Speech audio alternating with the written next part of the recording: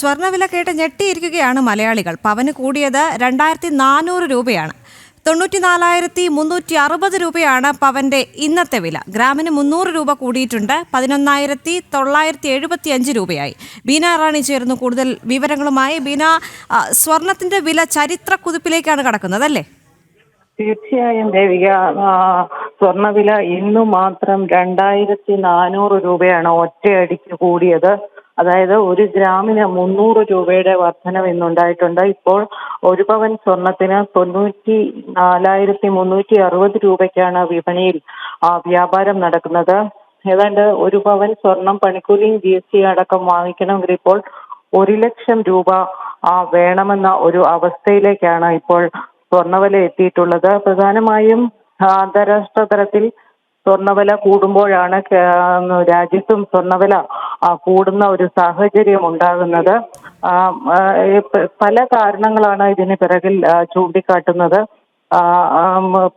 അന്താരാഷ്ട്ര തലത്തിൽ നടക്കുന്ന ചില അനിശ്ചിതത്വങ്ങൾ, US ഷട്ട്ഡൌണിന്റെ പശ്ചാത്തലത്തിൽ, ഒപ്പം തന്നെ സ്വർണത്തെ ഒരു വലിയ സുരക്ഷിത നിക്ഷേപമായി ആളുകൾ കാണുന്ന ഒരു സാഹചര്യം, ഇതെല്ലാം തന്നെ സ്വർണ്ണവിലയെ വലിയ തോതിൽ സ്വാധീനിക്കുന്നുണ്ട്. ഒപ്പം തന്നെ സെൻട്രൽ ബാങ്കുകൾ, കേന്ദ്ര ബാങ്കുകൾ സ്വർണം വാങ്ങിക്കൂട്ടുന്നതും സ്വർണ്ണവില ഉയരുന്നതിനൊരു കാരണമായി ചൂണ്ടിക്കാട്ടുന്നുണ്ട്.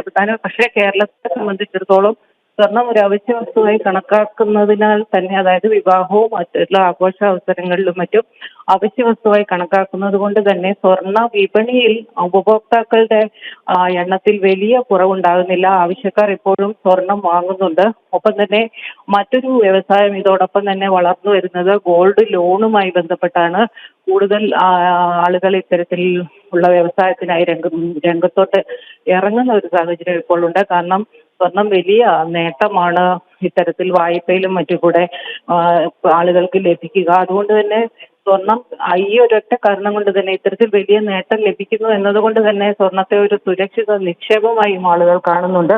എന്തായാലും വില ഇനിയും വർദ്ധിക്കും. 1 ലക്ഷത്തിനോടടുത്തെത്തും, അല്ലെങ്കിൽ 1 ലക്ഷം കടക്കും എന്ന് തന്നെയാണ് വിപണിയിലുള്ളവർ ഇപ്പോഴും ചൂണ്ടിക്കാട്ടുന്നത്. പലതരത്തിൽ അന്താരാഷ്ട്ര തലത്തിലുള്ള രാഷ്ട്രീയ സാഹചര്യങ്ങൾ, ഒപ്പം തന്നെ രാജ്യത്തെ കണക്കെടുത്താൽ ഇറക്കുമതി തീരുവ, ഡോളർ രൂപ വിനിമയ നിരക്കിലെ വ്യത്യാസം, ഇവയെല്ലാം തന്നെ സ്വർണ്ണവിലയെ സ്വാധീനിക്കുന്നുമുണ്ട്.